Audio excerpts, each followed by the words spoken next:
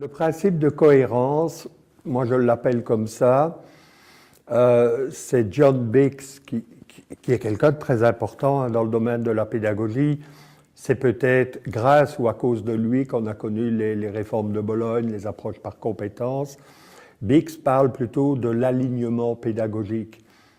Ça veut dire en gros, et tout le monde sait ça, qu'il faut essayer d'aligner le plus possible les objectifs, qu'est-ce qu'on vise dans la formation, dans le projet, peu importe, les moyens qu'on va mettre en place pour atteindre l'objectif, et aussi l'évaluation, c'est-à-dire comment on va se rendre compte qu'on a atteint l'objectif. Ça paraît assez évident dans la conduite des projets, dans la résolution de problèmes, dans la formation. Par rapport à ces trois pôles, et souvent moi je les dessine comme ça, vous avez les objectifs qui sont là, vous avez les méthodes, vous avez l'évaluation qui est ici, c'est-à-dire est-ce qu'on a bien. Moi, je rajoute quelque chose ici, évidemment, c'est la techno, c'est les outils.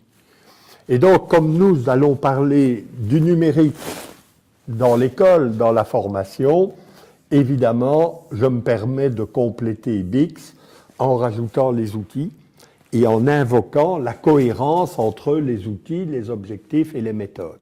Alors, qu'est-ce que ça veut dire? Des choses très précises.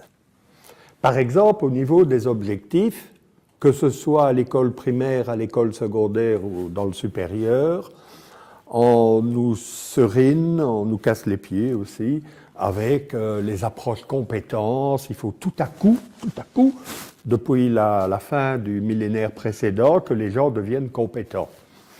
On n'a pas attendu la fin du millénaire pour avoir des gens compétents. Néanmoins, dans les discours, que ce soit l'Union européenne, l'OCDE, l'UNESCO, vos ministres de l'enseignement, mes ministres, etc., des compétences telles que développer l'esprit critique. Pourquoi vous me dites ça? Ça en lien avec l'infobésité que nous connaissons maintenant. On a des ressources partout. Si on n'a pas l'esprit critique, on est mort, finalement. L'esprit critique, le collaboratif, on parle des réseaux sociaux, etc., ça ne vient pas de la gravitation universelle.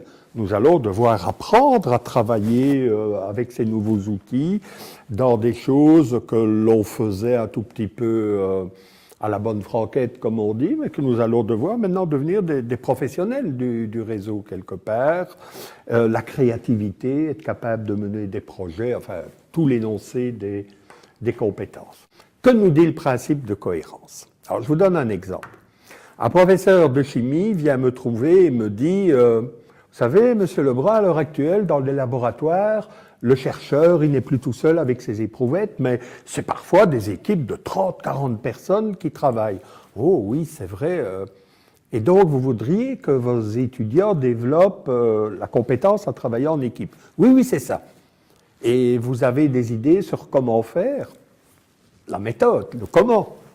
Ah oui, je vais faire travailler mes étudiants en groupe sur des problèmes, des projets, etc. Je lui dis, oh là là, quelle belle cohérence, la compétence à travailler en équipe et l'apprentissage collaboratif, le travail de groupe comme méthode. Et tout de suite la question, comment allez-vous évaluer ça? Je vais faire un examen. Et qu'est-ce que vous allez leur demander? Des exercices de chimie et je vais voir s'ils sont capables de les faire. Oui, mais c'est pas ça que je vous demande.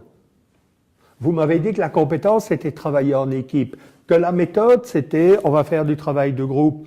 Comment vous allez évaluer que tel étudiant dans le groupe a développé, un tout petit peu, la compétence à travailler en équipe?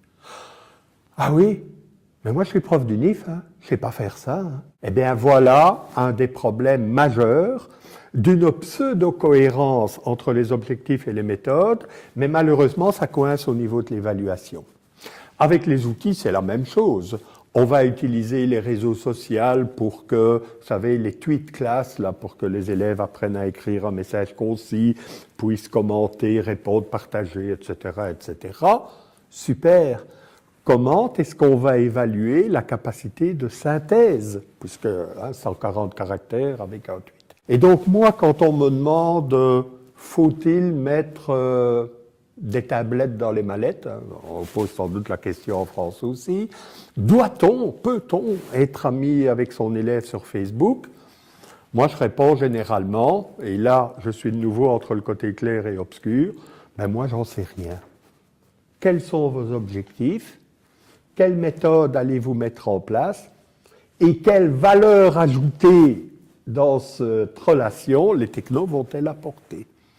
Si c'est mettre des tablettes dans les mallettes pour finalement regarder les manuels qu'on avait avant, on va discuter des aspects économiques et toutes ces choses-là, oui, bien sûr, mais pédagogiquement, pensez-vous que ce sera une différence?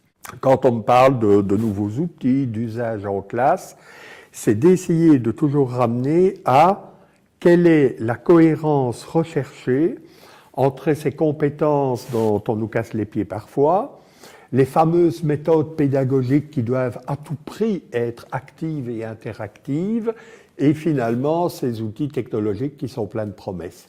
Et de nouveau, c'est pas ça qui m'intéresse tellement, ben les compétences, on a assez de bouquins là-dessus, les méthodes pédagogiques, on a écrit, les technos, ben on a des blogs et des machins comme ça, c'est comment on va faire fonctionner finalement tout ça ensemble. Ça, c'est une question que je continue à me poser, hein, parce que comme toute compétence, c'est jamais fini.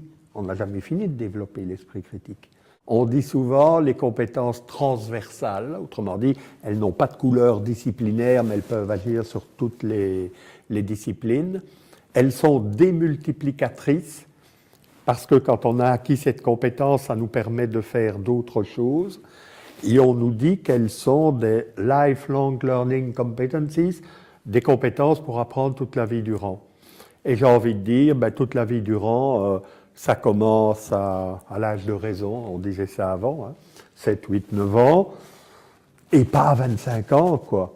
C'est trop tard à l'université de commencer à s'enquérir sur on va développer l'esprit critique. Donc, il faudrait vraiment des programmes qui soient vraiment construits sur des compétences et où les contenus sont convoqués dans l'exercice de la compétence.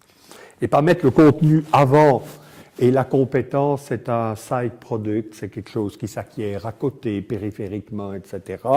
Mais remettre la compétence au cœur et donner des activités où l'étudiant va exercer la compétence et convoquer les contenus dont il a besoin pour grandir, se développer, devenir un humain actif, responsable dans la société.